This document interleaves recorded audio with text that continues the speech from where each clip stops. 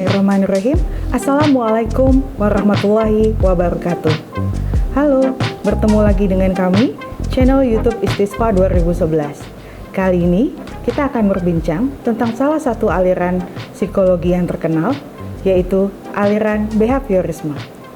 Aliran behaviorisme didirikan oleh John B. Watson pada tahun 1913, namun baru dipopulerkan oleh Ivan Petrovich Pavlov pada akhir abad ke-19 di Rusia. Aliran ini seringkali dikaitkan sebagai aliran ilmu jiwa, namun dikatakan tidak peduli pada jiwa. Mengapa demikian? Karena behaviorisme lebih menganggap dirinya sebagai ilmu sains atau ilmu pasti.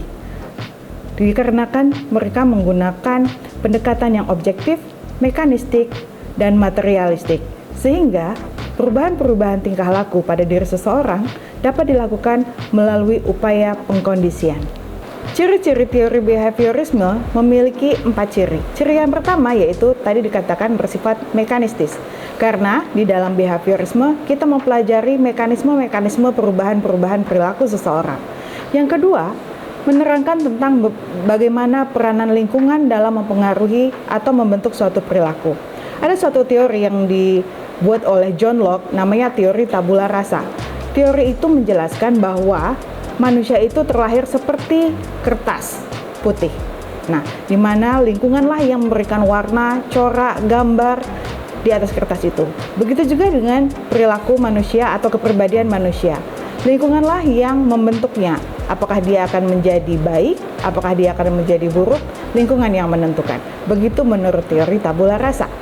Yang ketiga, ciri dari teori behaviorisme adalah menekankan pentingnya latihan. Bahwa semakin banyak latihan dilakukan dari sebuah perilaku, maka perilaku itu akan semakin menguat.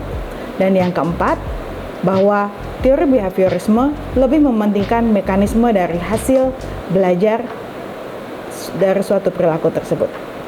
Ada banyak sekali tokoh-tokoh yang mendukung aliran behaviorisme ini. Tokoh yang pertama seperti yang tadi disebutkan adalah Bapak John B. Watson. Bapak ini dikenal dengan Bapak behaviorisme. Dia mengusung teori bahwa perilaku itu merupakan hasil dari adanya interaksi antara stimulus dan respon. Untuk selanjutnya, stimulus dan respon ini mungkin bisa kita singkat menjadi S dan R. Nah, John B. Watson menolak adanya pengaruh naluri atau insting seperti yang ada pada aliran psikoanalisa. Nah, di mana semua perilaku itu pasti terjadi karena adanya stimulus. Misalnya, ketika orang ingin makan, maka respon makan itu merupakan hasil adanya stimulus berupa rasa lapar yang dirasakan oleh individu. John B. Watson mengadakan penelitian berdasarkan prinsip classical conditioning. Dia meneliti anak kecil bernama Albert yang baru berusia 11 bulan. Sebelum dikondisikan, Albert ditunjukkan seekor kelinci putih. Albert tentu saja tidak merasa takut, malah ia kelihatan senang dan ingin memegang kelinci tersebut. Kemudian berikutnya, Albert ingin memegang kelinci itu. Ia dikagetkan dengan suara keras dan juga dimunculkannya orang dengan bertopeng yang menyeramkan. Nah, suara keras itu terus dibunyikan setiap kali Albert akan memegang kelinci. Begitu juga dengan pemberian atau pemunculan orang bertopeng yang menyeramkan. Lama-kelamaan, Albert menjadi takut sama kelinci itu. Bahkan, Albert menjadi takut kepada benda-benda lain yang berbulu putih. Menurut Watson, proses pengkondisian klasikal dapat menjelaskan semua aspek dalam psikologi manusia. Dia menyangkal pikiran atau mind, ataupun kesadaran seperti yang ada di dalam aliran psikoanalisa. Tokoh selanjutnya adalah Skinner.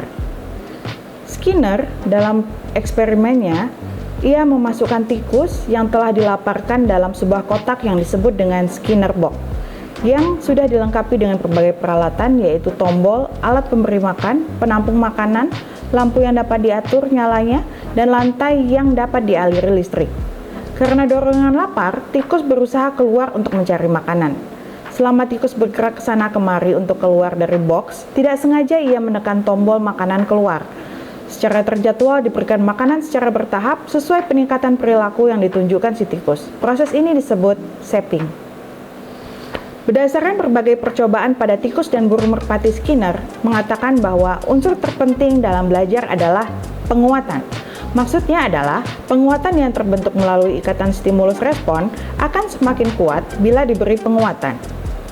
Skinner membagi penguatan menjadi dua, yaitu penguatan positif dan penguatan negatif. Bentuk penguatan positif bisa berupa hadiah, kasih sayang, atau penghargaan. Sementara bentuk penguatan negatif antara lain pemberian hukuman fisik atau hukuman verbal, menunda atau tidak memberi penghargaan, memberi tugas tambahan, atau menunjukkan perilaku yang tidak senang. Tokoh yang selanjutnya adalah Ivan Petrovich Pavlov. Dia dikenal dengan teori pembiasaan atau classical conditioning. Menurutnya, suatu proses pembelajaran perilaku merupakan rangkaian panjang dari respon-respon yang dibiasakan. Jadi, ada proses pembiasaan di sana, bukan sebuah perilaku yang dihasilkan dari otomatisme, tapi karena ada proses pembiasaan. Nah, classical conditioning menurut Pavlov itu dibuktikan dengan eksperimennya terhadap anjing. Classical conditioning meliputi pembelajaran yang menghubungkan suatu stimulus yang telah menimbulkan respon tertentu dengan stimulus baru, sehingga stimulus yang baru menimbulkan respon yang sama seperti pada stimulus yang asli. Nah, classical conditioning ini memiliki beberapa istilah. Istilah yang pertama adalah istilah unconditioned stimulus atau US, yaitu stimulus yang tidak dikondisikan. Unconditioned stimulus ini, misalnya makanan, merupakan stimulus yang memiliki kemampuan bawaan yang dapat menimbulkan refleks organik. Misalnya, pemberian makan pada anjing, maka dapat menyebabkan munculnya keluar air liur secara alamiah. Istilah yang kedua adalah conditioned stimulus atau CS, yaitu stimulus yang terkondisikan. Conditioned stimulus ini misalnya bisa kita contohkan adalah bunyi nada dari bell atau alat musik lainnya. Nah, nada ini bersifat netral sebelum dipasangkan dengan unconditioned stimulus. Misalnya, suatu stimulus netral seperti nada dari bunyi bell dipasangkan kepada makanan, maka anjing akan mengeluarkan air liur. Proses ini kemudian dilakukan berulang-ulang. Pemberian bel disertai dengan makanan, pemberian bel disertai makanan, maka secara otomatis akan keluar air liur begitu ada bunyi bel disertai dengan makanan. Pada akhirnya, meskipun makanan tidak diberikan kepada anjing ketika ada stimulus bunyi bel, maka anjing tetap mengeluarkan air liur. Istilah yang ketiga adalah unconditioned response atau UR, yaitu respon yang tidak dikondisikan. Unconditioned response ini sifatnya refleks seperti berliur yang ditimbulkan dengan sendirinya akibat adanya unconditioned stimulus. Istilah yang keempat adalah conditioned response atau CR, yaitu respon yang dikondisikan, di mana CR ini refleks yang dipelajari yang ditimbulkan oleh conditioned stimulus setelah dihubungkan dengan unconditioned stimulus. Dari eksperimen yang dilakukan oleh Pavlov tadi, maka dihasilkan beberapa hukum belajar. Di antaranya yang pertama, Law of Respondent Conditioning, yaitu hukum pembiasaan yang dituntut. Jika dua macam stimulus dihadirkan secara simultan, yang salah satunya berfungsi sebagai reinforcer atau penguat, maka refleks dan stimulus lainnya akan meningkat. Hukum yang kedua adalah Law of Respondent Extinction, yakni hukum pemusnahan yang dituntut, di mana jika refleks yang sudah diperkuat melalui respondent conditioning itu didatangkan kembali tanpa menghadirkan reinforcer atau penguat, maka kekuatannya akan menurun. Jadi, apabila stimulus asli dihadirkan lagi, maka perilaku itu akan menguat, tapi kalau sudah terlalu lama reinforcer asli itu tidak diberikan, maka suatu perilaku yang dipelajari akan melemah bahkan hilang. Makanya disebut sebagai Law of Respondent Extinction. Tokoh selanjutnya adalah Edward Lee Thorndike. Edward Lee Thorndike dikenal dengan teori belajar koneksionisme. Menurutnya, belajar itu terjadi karena adanya koneksi yang kuat antara stimulus dan respon. Ia juga dikenal dengan teori trial and error. Thorndike melakukan percobaan yang terkenal dengan menggunakan binatang uji coba berupa kucing yang telah dilaparkan dan diletakkan di dalam sangkar yang tertutup, dan pintunya dapat dibuka secara otomatis apabila knop yang terletak di dalam sangkar tersebut disentuh. Nah, dari percobaan tersebut menghasilkan teori trial and error atau selecting and connecting, yaitu bahwa belajar itu terjadi dengan cara coba-coba dan berbuat salah. Dalam melaksanakan coba-coba ini, kucing tersebut cenderung untuk meninggalkan perbuatan-perbuatan yang tidak mempunyai hasil. Setiap respon menimbulkan stimulus yang baru, selanjutnya stimulus ini akan menimbulkan respon lagi, begitu seterusnya. Jadi, seringkali juga kita temui di dalam kehidupan kita bahwa kita kadang-kadang coba-coba hal-hal yang kemudian mendatangkan hasil dan kita anggap sukses, maka perilaku yang tadi kita anggap coba-coba itu akan kita ulangi kembali di waktu yang lain. Tapi hal coba-coba yang kemudian mendatangkan kegagalan biasanya akan cenderung tidak akan kita ulangi. Begitu sederhananya dari teori koneksionisme ini. Dalam percobaan yang dilakukan oleh Thorndike tadi, tampak bahwa di sangkar kucing tadi di luar diletakkan makanan, maka kucing berusaha untuk mencapai dengan cara meloncat-loncat ke sana kemari dengan tidak sengaja. Lalu kucing menyentuh knop, maka terbukalah pintu sangkar tersebut dan kucing segera berlari keluar ke tempat makan. Percobaan ini diulangi untuk beberapa kali dan setelah kurang lebih 10-12 kali, kucing baru dapat dengan sengaja menyentuh knop tersebut apabila di luar diletakkan makanan. Maka Thorndike berpendapat bahwa pembelajaran merupakan suatu proses menghubung-hubungkan di dalam sistem saraf. Yang dihubungkan apa? Yaitu peristiwa fisik dan mental. Peristiwa fisik adalah segala hal yang merupakan hasil sensori manusia, berupa segala rangsangan stimulus dan gerak balas atau respon.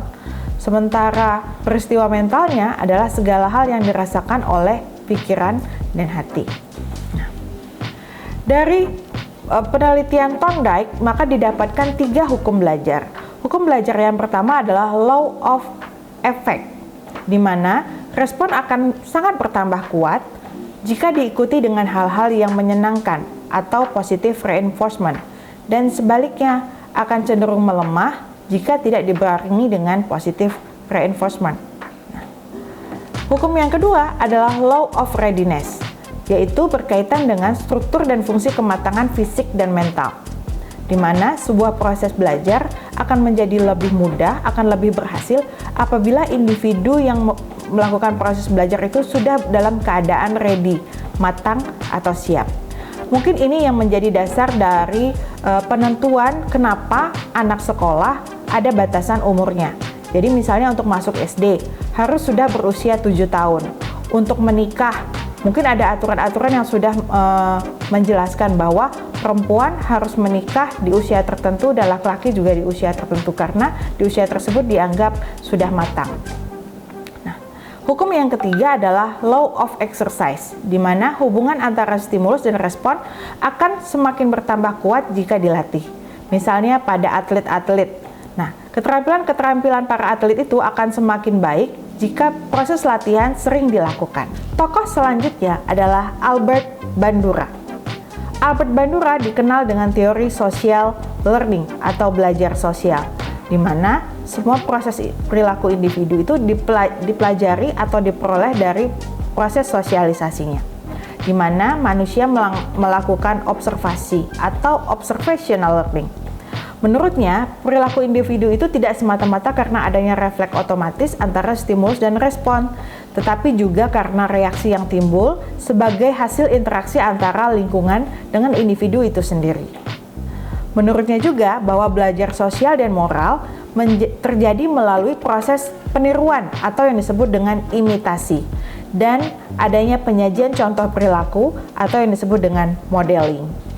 Albert Bandura juga masih memandang penting adanya proses conditioning. Jadi, pembiasaan-pembiasaan perilaku dalam proses sosialisasi menjadi penting dalam hal ini. Begitu juga dengan pemberian reward dan punishment, akan membuat seseorang berpikir dan memutuskan perilaku sosial mana yang dilakukan. Apabila perilaku sosial itu mendatangkan reward yang menyenangkan, biasanya perilaku itu akan diulang. Sebaliknya, kalau justru malah mendatangkan punishment, biasanya perilaku itu akan ditinggalkan. Demikian sedikit pembahasan tentang aliran behaviorisme. Ditunggu komentar dan pertanyaannya di kolom chat ya. Silakan. Assalamualaikum.